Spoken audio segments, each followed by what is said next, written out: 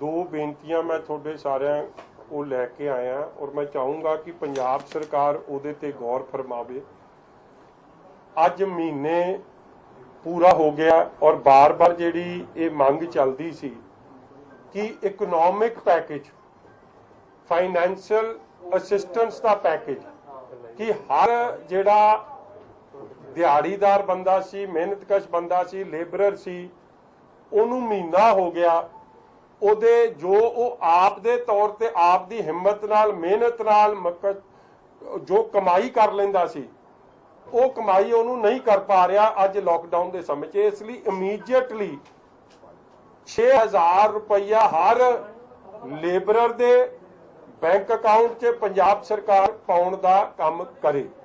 दूजी गल जेड़े जॉब्स च सन, प्राइवेट जॉब्स च कईयां दा जॉब लॉस हो गया, कईयां दी तनख्वाह 50% करती है तो कईयां नूं यह कहता गया क्योंकि कारोबार बंद है असी थोड़ी तनख्वाह नहीं दे सकांगे। तो कला उन्होंने जे मदद आई है तो इस मदद ते आके कि राशन पहुंच गया। मेरी पंजाब सरकार नूं यह भी बेनती है कि एक तुसीं इमीडिएटली ये असैसमेंट शुरू करो कि किन्ने लोगों का जॉब लॉस होया, किन्नियां नूं सैलरी नहीं मिली है। क्योंकि ये जे इसलिए करना बड़ा जरूरी है क्योंकि उन्हों की जी आउटगोइंग है तो नहीं घट रही। कई ने आम सैलरी के ब्याज से किश्तां कराइया सी, गड्डी दे, फोन दे, किसी होर चीज़ दे, आपदे घरां दी किश्तां कराई सी। उन्होंने किश्तां कित्थों देनियां जे उन्होंने सैलरी नहीं आ रही? बच्चियां दी फीस उन्होंने कित्थों देनी है? नाल ही वड्डी गल जिहड़े सरकारां दे बिल ने, बिजली दे बिल वो सीधे 50% हो जाने चाहिए और गरीबां वास्ते तां बिजली दे बिल माफ कर देने चाहिए। इंडस्ट्री नूं जे तुसी फिर रिवाइवल चाहुंदे हो तो इंडस्ट्री नूं 50% ते लियाउण बिजली दे जिहड़े रेट आ 5 रुपए तुसी वादा करदे सी 8 रुपए दी मिलदी है 9 रुपए अज लोड पै गई 4 रुपए करनी पैनी है। और वड्डी गल एक फैसला यह है सारिआं नूं कहंदे इंडस्ट्री चलाओ मगर इंडस्ट्री मेरी जिन्ने इंडस्ट्री वालिआं नाल गल आई आ वो कहंदे जी पहली गल तां मार्केट नहीं, जब तक लॉकडाउन नहीं खुलना इंडस्ट्री चल नहीं सकती। फिर एक ਉਹਦੇ ਚ एडी स्ट्रिंजेंट कंडीशन है कि जे कोई कोविड पॉजिटिव पाया गया तो परचा इंडस्ट्री वाले ते भी नाल होगा जो उन्हां चों एक शर्तां लिखियां। इन्हां हालातां च इंडस्ट्री दे अंदर भी बड़ा फेयर इकट्ठा होया है। उन्होंने फेयर च ने, डर च ने, भै च ने, उन्होंने नहीं इंडस्ट्री चलाउणी। इसलिए ये बड़ा जरूरी हो गया कि फाइनैंशियल पैकेज आवे जिन्हां दे जॉब लॉस होया, जिन्हां दी सैलरी 50% होई या जिन्हां नूं दिहाड़ी नहीं मिल रही एटलीस्ट उन्हां दे अकाउंट 'च पैसे जाण या उन्हां नूं कोई राहत मिले तो आराम नाल घरे बैठ सकन। दूजी गल चाहे ये साडे सत्कारयोग ACP साहब दी दुखदाई ये कोविड नाल डैथ हुई है या उस तो पहला भाई निर्मल सिंह पद्मश्री जिहड़े रागी सिंह सन उन्हां दी हुई है। और अज भी तुसीं उन्हां दे परिवार दी स्टेटमेंट सुनी है कि और ऑडियो भी सुनी सी। उन्होंने ये इल्जाम लाए सी कि उन्हां दा सही तरीके दी ट्रीटमेंट नहीं हो रही और अज भी उन्होंने CBI दी मांग की और असलीयत की है। मैं इहदे च हेल्थ दे जिहड़े वर्कर्स ने या हेल्थ दे जिहड़े फ्रंट लाइन च लड़ रहे हैं मैं उन्हां नूं गुनेगार या जिम्मेवार नहीं ठहराउंदा क्योंकि वो तो आप बेचारे गल दा रौला दवाइयां दे रहे कि साडे हत्थ तां मजबूत करो। जे सानूं जंग लई भेजिआ ते जंग असी उदों ही लड़ सकते हैं जे सानू हर तरीके की सानू सपोर्ट सरकार देगी मगर वो सपोर्ट नहीं मिल रही। हुण तक रौला पै रहा सी PPE किट्स का, ग्लव्स का, मास्क का, सैनिटाइजर का, हर चीज़ का ही रौला पैंदा रहा। और अज भी जो गल्लां सामने आ रही ने कि पंजाब की सरकार कई थावां ते ये की कर रही है, इन्हां दा रवैया की है कि कोविड का पेशेंट लियाउंदे उहनूं आइसोलेट कर देंदे, कल्ला इलाज हिसाब का आइसोलेशन ज़्यादा और इसलिए लोग डरन लग गए दसन तो कि साडे असी शायद साडे सिम्पटम्स कोविड वाले है। इसलिए वो पॉजिटिव माहौल पैदा करना बड़ा जरूरी है। और जिहड़ी वड्डा चिंता दा विषय बन रहा है कि हले पंजाब दे केसेस घट ने उहदे कई कारण भी दसे जा रहे जो एक्सपर्ट्स दसदे कि टेस्टिंग इन्नी नहीं हो रही, टेस्टिंग बहुत घट है, टेस्टिंग ते जोर। और दूजी गल जेड़ा तुसी या गवर्नमेंट ऑफ इंडिया दे जे फिगर्स कड्डो अज भी अखबार च भी आई है खबर कि जेड़ी पंजाब दी डेथ ਦੀ ratio according to number of ਜਿਹੜੇ ਪੇਸ਼ੈਂਟਸ ਆ ਰਹੇ ਆ ਉਹ ਨੈਸ਼ਨਲ ਐਵਰੇਜ ਜੇ 3% ਹੈ, ਪੰਜਾਬ ਦੀ 7% ਹੈ। ਇੰਟਰਨੈਸ਼ਨਲ ਐਵਰੇਜ ਜੇ 6% ਕੱਢੀ ਜਾਂਦੀ ਜਾ ਰਹੀ ਹੈ, ਪੰਜਾਬ ਉਹ ਤੋਂ ਵੀ ਉੱਤੇ ਚਲੇ ਗਿਆ। ਇਹ ਕੀ ਕਾਰਨ ਨੇ? ਇਸ ਗੱਲ ਵੀ ਧਿਆਨ ਦੇਣ ਦੀ ਲੋੜ ਹੈ। ਹਰਿਆਣੇ 'ਚ ਨੰਬਰ ਆਫ ਕੇਸਿਸ ਆਪਣੇ ਨਾਲ ਰਲਦੇ ਮਿਲਦੇ ਆ, ਮਗਰ ਨੰਬਰ ਆਫ ਡੈਥਸ ਕੱਲੀਆਂ 3 ਨੇ, ਇੱਥੇ 16 ਜਾਂ 17 ਆ ਗਈਆਂ। ਤੁਸੀਂ ਕਈ ਸੂਬਿਆਂ ਦਾ ਮੈਂ ਅੱਜ ਰਿਕਾਰਡ ਕੱਢਿਆ ਸੀ, ਤੁਸੀਂ ਹੈਰਾਨ ਹੋਗੇ ਸੁਣ ਕੇ ਕਿ ਤਮਿਲਨਾਡੂ 'ਚ 1372 ਕੇਸ ਨੇ ਤੇ ਡੈਥਸ ਨੇ 15, ਆਪਣੇ ਨਾਲੋਂ ਇੱਕ ਘੱਟ ਹੀ ਹੈ। ਰਾਜਸਥਾਨ 'ਚ 1352 ਕੇਸ, ਡੈਥਸ ਨੇ 11। ਇਸੇ ਤਰ੍ਹਾਂ ਕੇਰਲਾ 'ਚ 400 ਕੇਸ, ਆਪਣੇ 255 ਨੇ। ਉੱਥੇ ਡੈਥ ਹੈ 13, ਉੱਥੇ ਸੌਰੀ ਕੇਰਲਾ 'ਚ 400 ਕੇਸ, ਡੈਥ 3 ਤੇ ਆਪਣੇ ਡੈਥ ਹੈ 16। ਇਸੇ ਤਰ੍ਹਾਂ ਇਹ ਬਾਕੀ ਸੂਬਿਆਂ 'ਚ ਵੀ ਜੋ ਜਿਹੜੀ ਮੈਂ ਗੱਲ ਪਹਿਲਾਂ ਵੀ ਕੀਤੀ ਹੈ, ਤਾਂ number of people dying with Covid are much higher. Punjab ਦੀ ਬਹੁਤ ਰੇਸ਼ੋ ਹਾਈ ਹੈ। ਇਸ ਲਈ ਇਹ ਕੀ ਕਾਰਨ ਨੇ, ਉਹਦੀ ਵੀ ਪ੍ਰੋਪਰ ਐਕਸਪਰਟਸ ਨੂੰ ਲੈ ਕੇ ਇਹਦੀ ਹੁਣੇ ਸਟੱਡੀ ਹੋਵੇ, ਕਿਉਂਕਿ ਹਾਲੇ ਤਾਂ ਕੇਸ ਹੀ ਘੱਟ। ਜੇ ਕੇਸ ਵੱਧ ਗਏ ਫਿਰ ਡੈਥਸ ਕਿੰਨੀਆਂ ਵੱਧ ਜਾਣਗੀਆਂ। ਸੋ ਇਹ ਬਿਫੋਰ ਹੈਂਡ ਇਹ ਸਾਰੀ ਚੀਜ਼ਾਂ ਤੇ ਧਿਆਨ ਦੇਣ। ਔਰ ਨਾਲ ਹੀ ਜਿਹੜੇ ਕਿਸਾਨਾਂ ਦਾ ਦੇਖੋ, ਹਾਲੇ ਕਣਕ ਤੇ ਕਿੰਨੀਆਂ ਸ਼ਿਕਾਇਤਾਂ ਆ ਰਹੀਆਂ, ਰਾਸ਼ਨ ਵੰਡਣ ਤੇ ਜੋ ਕੱਲ ਮੇਰੇ ਗੱਲ ਤੁਹਾਡੇ ਸਾਰਿਆਂ ਨੇ ਉਹ ਵੀਡੀਓ ਪਠਾਨਕੋਟ ਵਾਲੀ ਦੇਖੀ ਹੈ, ਕਿਹੜੀ ਸੋਸ਼ਲ ਡਿਸਟੈਂਸਿੰਗ। ਤੁਹਾਡੇ ਐਮਐਲਏ ਆਪ ਉੱਥੋਂ ਦੇ ਕਿਸ ਤਰੀਕੇ ਨਾਲ ਰਾਸ਼ਨ ਵੰਡ ਰਹੇ ਸੀ। ਜੇ ਕਾਰਵਾਈ ਨਹੀਂ ਕਰੋਗੇ ਤੇ ਸੁਭਾਵਕ ਹੈ ਫਿਰ ਸਿੱਟੇ ਬੜੇ ਖਤਰਨਾਕ ਹੋਣੇ। ਔਰ ਮੇਰੇ ਕੋਲ ਜੋ ਸ਼ਿਕਾਇਤ ਹਰ ਜ਼ਿਲ੍ਹੇ 'ਚ ਰੌਲਾ ਪੈ ਰਿਹਾ ਰਾਸ਼ਨ ਦੀ ਵੰਡ ਦਾ, ਕਿ ਰਾਸ਼ਨ ਦੀ ਵੰਡ ਸਹੀ ਨਹੀਂ। ਔਰ ਇਹ ਦੁੱਖ ਦੀ ਗੱਲ ਮੇਰੇ ਨਾਲ ਕਿਸੇ ਨੇ ਸ਼ੇਅਰ ਕੀਤੀ, ਸਤਿਕਾਰਯੋਗ ਅਫਸਰਾਂ ਨੇ ਕੀਤੀ ਹੈ, ਕਿ ਜਿਹੜੇ ਕਾਉਂਸਲਰਾਂ ਕੋਲ ਇਹ ਰਾਸ਼ਨ ਚਲੇ ਗਿਆ ਸਰਕਾਰੀ, ਉਹਦੇ 'ਚ ਇਹ ਕਰ ਰਿਹਾ ਕਿ ਕਿਹੜਾ ਮੇਰਾ ਸਪੋਰਟਰ ਵੋਟਰ ਹੈ ਉਹਨੂੰ ਦੇਣੀ ਹੈ, ਦੂਜੇ ਨੂੰ ਦੇਣੀ। ਇੱਥੋਂ ਤੱਕ ਕਿ ਜਿਹੜੀ ਮਾਈਗ੍ਰੈਂਟ ਲੇਬਰ ਹੈ ਉਹਨੂੰ ਕਹਿੰਦੇ ਦੇਣੀ ਨਹੀਂ, ਕਿਉਂਕਿ ਇਹ ਵੋਟਰ ਨਹੀਂ ਸਾਡਾ। ਦੇਖੋ, ਮਾਈਗ੍ਰੈਂਟ ਲੇਬਰ ਵੀ ਦੇਸ਼ਵਾਸੀ ਹੈ ਤੁਹਾਡੀ ਇਕਨੋਮੀ ਚਲਾਉਣ ਲਈ ਮਾਈਗ੍ਰੈਂਟ ਲੇਬਰ ਦਾ ਬਹੁਤ ਵੱਡਾ ਹੱਥ ਹੈ। ਇਸ ਵੇਲੇ ਇਸ ਤਰੀਕੇ ਦਾ ਰਵੱਈਆ ਤਾਂ ਚਾਹੀਦਾ ਹੀ ਨਹੀਂ। ਪੋਜ਼ਿਟਿਵ ਰੋਲ, ਟਰਾਂਸਪੇਰੈਂਸੀ ਬੜੀ ਲੋੜ ਹੈ। ਔਰ ਫਾਈਨੈਂਸ਼ੀਅਲ ਪੈਕੇਜ ਕਿਸਾਨਾਂ ਵਾਸਤੇ, ਦੇਖੋ ਜਿਹੜੇ ਫੁੱਲਾਂ ਦੀ ਖੇਤੀ ਕਰਦੇ ਸਨ ਉਹਨਾਂ ਦਾ ਸਾਰੀ ਤਹਿਸ-ਨਹਿਸ ਹੋ ਗਿਆ ਕੰਮ। ਔਰ ਜਿਹੜੇ ਸਟ੍ਰਾਬੇਰੀਜ਼ ਦੀ ਖੇਤੀ ਕਰਦੇ ਸੀ ਜਾਂ ਫਲ ਫਰੂਟ ਦੀ ਕਰਦੇ ਸੀ, ਸਬਜ਼ੀਆਂ ਦੀ, ਉਹਨਾਂ ਦਾ ਨੁਕਸਾਨ ਹੋ ਗਿਆ। ਦੁੱਧ ਦੇ ਜਿਹੜੇ ਉਤਪਾਦ ਹੈ ਉਹਨਾਂ ਦਾ ਰੇਟ ਡਿੱਗ ਗਿਆ। ਇਸ ਲਈ ਇਹਨਾਂ ਸਭ ਨੂੰ ਕੰਪਨਸੇਟ ਕਰਨ। ਔਰ ਨਾਲ ਦੀ ਨਾਲ ਜਿਹੜੀ ਕਣਕ ਦੀ ਜਿਹੜਾ ਚਾਹੇ ਮੌਸਮ ਦੀ ਖਰਾਬੀ ਕਰਕੇ ਨੁਕਸਾਨ ਹੋਇਆ ਜਾਂ ਜਿਹੜਾ ਆਪਣਾ ਉਹਨਾਂ ਦੀ ਜਿਹੜੇ ਖਰਚੇ ਨੇ ਉਹਨਾਂ ਨੂੰ ਇਮੀਡੀਏਟਲੀ ਐਡਰੈਸ ਕਰਕੇ ਜਿਹੜੀ ਬੋਨਸ ਦੀ ਗੱਲ ਕਹੀ ਸੀ, ਉਹ ਕਣਕ ਦੇ ਕਿਸਾਨਾਂ ਨੂੰ ਵੀ ਇਮੀਡੀਏਟਲੀ ਉਹ ਫਾਈਨੈਂਸ਼ੀਅਲ ਪੈਕੇਜ ਦੇ ਤੌਰ ਤੇ ਦਿੱਤਾ ਜਾਵੇ।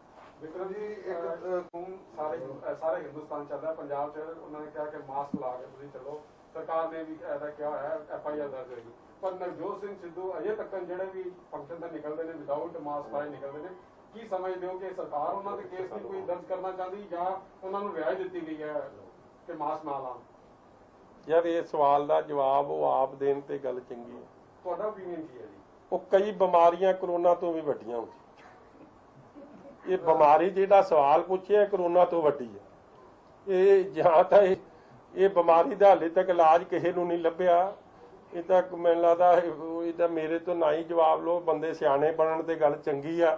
ਦੇਖੋ, ਇਹ ਬਾਰ-ਬਾਰ ਇਹ ਮਾਸਕ ਪਾਉਣ ਦੀ ਗੱਲ ਪਹਿਲਾਂ WHO ਨੇ ਜ਼ਰੂਰ ਕਿਹਾ ਸੀ ਕਿ ਮਾਸਕ ਉਹੀ ਪਾਵੇ ਜਿਹਨੂੰ ਇਹ ਬਿਮਾਰੀ ਦੇ ਸਿੰਪਟਮਸ।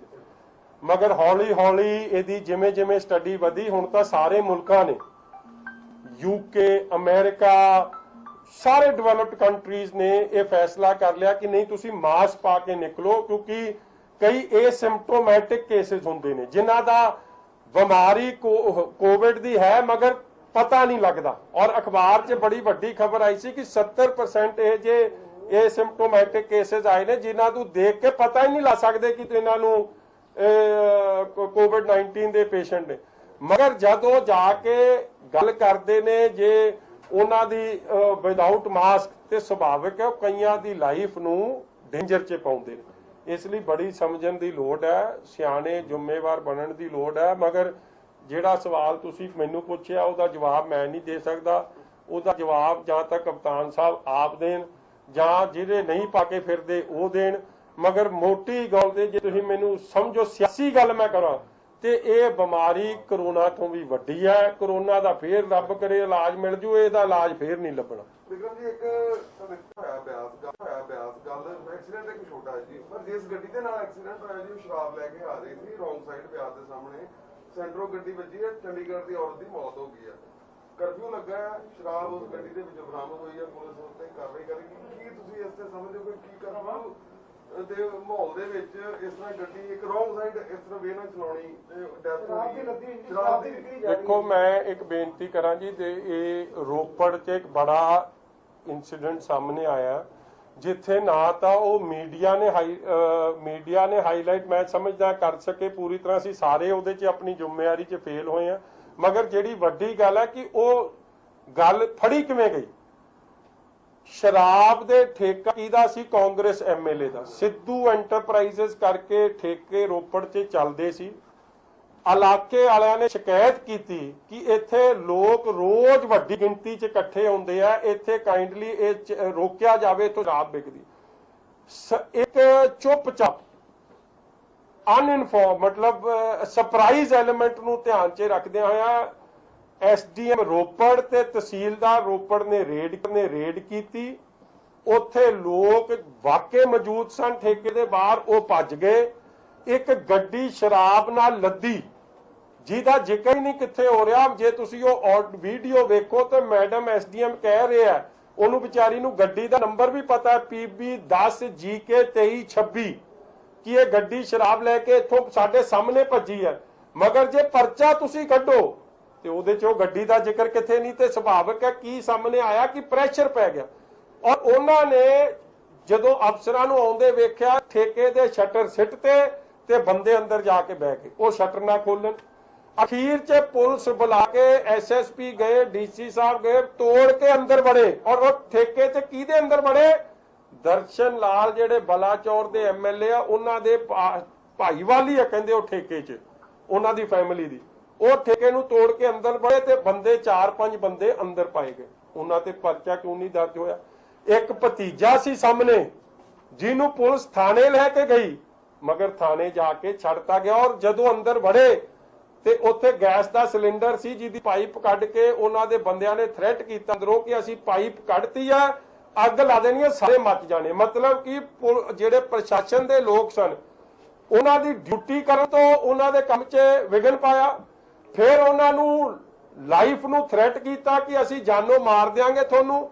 ਮਗਰ ਅੱਜ ਜਾ ਕੇ ਰੋਪੜ ਦਾ ਪਰਚਾ ਕੱਢ ਲਓ, ਨਾ ਤਾਂ ਹੇਮਰਾਜ ਕਾਕੂ ਜਿਹੜਾ ਭਤੀਜਾ ਉਹ ਉਸ ਪਰਚੇ 'ਚ ਕਿੱਥੇ ਨਹੀਂ, ਨਾ ਉਹਦੇ 'ਚ 307 ਲੱਗੀ, ਨਾ ਇੱਕ 51 ਤੇ 58 ਡਿਜ਼ਾਸਟਰ ਮੈਨੇਜਮੈਂਟ ਦੀ ਐਕਟਸ ਹੁੰਦੀਆਂ ਨੇ ਨਾਨ ਅਵੇਲੇਬਲ, ਨਾ ਉਹ ਲੱਗੀਆਂ, ਨਾ ਗੈਰ ਕਾਨੂੰਨੀ ਢੰਗ ਨਾਲ ਜਦੋਂ ਠੇਕੇ ਅਲਾਉਡ ਹੀ ਨਹੀਂ ਤੁਸੀਂ ਉਹ ਚਲਾ ਰਹੇ ਹੋ, ਨਾ ਐਕਸਾਈਜ਼ ਦਾ ਉਹਦੇ ਤੇ ਪਰਚਾ ਹੋਇਆ। ਤੇ ਵੱਡੀ ਗੱਲ ਹੈ ਕਿ ਜੇ ਗੈਰ ਕਾਨੂੰਨੀ ਢੰਗ ਨਾਲ 149 ਵੀ ਲੱਗਣਾ ਬਣਦਾ ਹੈ ਕਿਉਂਕਿ ਵੱਧ ਬੰਦੇ ਇਕੱਠੇ ਹੋਏ ਸੀ, ਨਾ ਉਹ ਲੱਗੀ। ਜਿੰਨੀਆਂ ਨਰਮ ਧਾਰਾਵਾਂ ਸਨ ਕੱਲੀ ਉਹ ਲਾਤੀਆਂ ਗਈਆਂ। ਔਰ ਇਹ ਤੋਂ ਸਪਸ਼ਟ ਹੋ ਗਿਆ ਕਿ ਦਿਨਕਰ ਗੁਪਤਾ ਜੀ ਦਾ ਜਾਂ ਕੈਪਟਨ ਅਮਰਿੰਦਰ ਸਿੰਘ ਦੇ ਦੋ ਮਾਪਦੰਡ ਨੇ। ਪੰਜਾਬ 'ਚ ਦੋ ਤਰੀਕੇ ਦੇ ਕਾਨੂੰਨ ਚੱਲਦੇ। ਜੇ ਤਾਂ ਕੋਈ ਪੱਠੇ ਲਿਆਵੇ ਆਪਦੇ ਡੰਗਰਾਂ ਵਾਸਤੇ ਉਹਨੂੰ ਤਾਂ ਪੈਣਗੇ ਛਿੱਤਰ। ਜੇ ਕੋਈ ਦੁੱਧ ਵੇਚਣ ਜਾਵੇ ਐਸੈਂਸ਼ੀਅਲ ਕਮੋਡਿਟੀ ਥੱਲੇ ਉਹਦੇ ਨਾਲ ਹੋਊਗਾ ਧੱਕਾ। ਜੇ ਕੋਈ ਦਵਾਈ ਲੈ ਜਾਵੇ ਆਪਦੇ ਮਾਪਿਆਂ ਵਾਸਤੇ ਉਹਨਾਂ ਨੂੰ ਕੁੱਟ ਪੈ ਸਕਦੀ ਹੈ। ਮਗਰ ਜੇ ਕੋਈ ਖੰਨੇ ਵਾਲੇ ਕੇਸ 'ਚ ਗੁਰਸਿੱਖਾਂ ਦੀ ਬੇਅਦਬੀ ਹੋਵੇ, ਕਕਾਰਾਂ ਦੀ, SHO ਬਲਜਿੰਦਰ ਸਿੰਘ ਕਰੇ ਪਿਓ ਨੂੰ ਪੁੱਤ ਅੱਗੇ ਨੰਗਾ ਕਰੇ, ਪੁੱਤ ਨੂੰ ਪਿਓ ਅੱਗੇ ਕਰੇ, SC ਭਾਈਚਾਰੇ ਦੇ ਇੱਕ ਬੰਦੇ ਨੂੰ ਜਾਤੀ ਸੂਚਕ ਸ਼ਬਦ ਵਾਲੇ, ਉਹਦੇ ਖਿਲਾਫ ਕੋਈ ਕਾਰਵਾਈ ਨਹੀਂ, ਉਹਦੇ ਲਈ ਇੱਕ ਸਿੰਪਲ ਟ੍ਰਾਂਸਫਰ। ਔਰ ਰੋਪੜ ਵਾਲੇ ਕੇਸ 'ਚ ਵੀ ਔਨ ਵੀਡੀਓ ਰਿਕਾਰਡਿੰਗ ਹੈ ਸ਼ਰਾਬ ਦੇ ਠੇਕੇ ਚੱਲਦਿਆਂ ਦੀ, SDM ਨੂੰ ਤਹਿਸੀਲਦਾਰ ਨੂੰ ਥ੍ਰੈਟ ਕਰਦਿਆਂ ਦੀ, ਮਗਰ ਉਹਦੇ 'ਚ ਸਾਰੇ ਬੇਲੇਬਲ ਅਫੈਂਸ ਲਾਏ ਗਏ ਆ ਔਰ ਜਿਹੜੇ ਅਸਲ ਮੁਜਰਮ ਨਹੀਂ ਫੜੇ ਗਏ। ਇਹ ਤੋਂ ਸਪਸ਼ਟ ਹੋ ਜਾਂਦਾ ਹੈ ਕਿ ਸਰਕਾਰ ਕਿੰਨੀ ਗੰਭੀਰ ਹੈ ਇਹਨਾਂ ਦੇ ਮੁੱਦਿਆਂ ਤੇ। ਇਹ ਤੋਂ ਵਾਸਤੇ ਤਾਂ ਇਹ ਬੜਾ ਕਲੀਅਰ ਹੈ ਕਿ ਸਰਕਾਰ ਕਹੇ ਕੁਛ ਰਹੀ ਹੈ, ਕਰ ਕੁਛ ਰਹੀ ਹੈ। ਅੱਜ ਮਾਈਨਿੰਗ ਦੀ ਤਾਂ ਕਹਿਤੀ ਕਿ ਲਿਫਟਿੰਗ ਅਸੀਂ ਬੜੀ ਜ਼ੋਰ ਨਾਲ ਕਰਾਵਾਂਗੇ। ਕਣਕ ਦੀ ਫਿਕਰ, ਲਿਫਟਿੰਗ ਦਾ ਫਿਕਰ ਕਰੋ, ਜਿਹੜੀ ਸਭ ਤੋਂ ਜ਼ਰੂਰੀ ਲੋੜ ਹੈ। ਇਸ ਲਈ ਇਹਨਾਂ ਹਾਲਾਤਾਂ 'ਚ ਬਹੁਤ ਜ਼ਰੂਰੀ ਹੋ ਗਿਆ ਕਿ ਜਿੱਥੇ ਜਿੱਥੇ ਕਮੀ ਪੇਸ਼ੀਆਂ ਕੈਪਟਨ ਅਮਰਿੰਦਰ ਸਿੰਘ ਜੀ ਨੂੰ ਕਿ ਇਹਨਾਂ ਤੋਂ ਐਡਰੈਸ ਕਰਦੇ ਹੋ, ਚਾਹੇ ਉਹ ਕੇਸ ਜਿਹੜਾ ਤੁਸੀਂ ਬਿਆਸ ਵਾਲਾ ਦੱਸਿਆ ਇਮੀਡੀਏਟਲੀ ਤਹਿਕੀਕਾਤ ਹੋਵੇ, ਸ਼ਰਾਬ ਆਈ ਕਿੱਥੋਂ, ਰੌਂਗ ਸਾਈਡ ਗੱਡੀ ਬਿਲਕੁਲ ਉਹਦੇ ਖਿਲਾਫ ਕਾਰਵਾਈ, ਮਗਰ ਨਾਲ ਸ਼ਰਾਬ ਆਈ ਕਿੱਥੋਂ, ਖੀਰ ਤੱਕ ਜਿਹੜੇ ਇਲੀਗਲ ਕੰਮ ਇਹ ਸਾਰਾ ਕਰ ਰਹੇ ਆ ਉਹਨਾਂ ਨੂੰ ਫੜ ਕੇ ਅੰਦਰ ਦੇਣ ਦਾ ਕੰਮ ਸਰਕਾਰ ਕੰਮ ਅੱਜ ਤੁਹਾਡੇ ਹਲਕੇ ਦੇ ਵਿੱਚ ਤੁਸੀਂ ਕਿੰਨੀ ਦੇਰ ਚੱਲੇਗਾ ਜੀ ਇਹ ਕੰਮ? ਇਹ ਜੀ ਹਰ ਪਿੰਡ ਹਰ ਕਸਬੇ ਜਦ ਤੱਕ ਕੰਮ ਮੁੱਕ ਨਹੀਂ ਜਾਂਦਾ ਸਾਰੀ ਜਗ੍ਹਾ ਇਹ ਕੰਮ ਚਲਾਇਆ ਜਾਊਗਾ। ਔਰ ਇਹ ਮਹੀਨਾ ਕਿਉਂਕਿ ਅਸੀਂ ਸਰਕਾਰ ਦੇ ਸੈਨੀਟਾਈਜੇਸ਼ਨ ਕੰਮ ਨੂੰ ਉਡੀਕਿਆ, ਕਿਉਂਕਿ ਨਹੀਂ ਸ਼ੁਰੂ ਹੋਇਆ ਫਿਰ ਅਸੀਂ ਆਪ ਸ਼ੁਰੂ ਕਰਾਉਣਾ। ਵਿਕਰਮ ਜੀ ਅੱਜ ਇੱਕ ਸ਼ਾਮ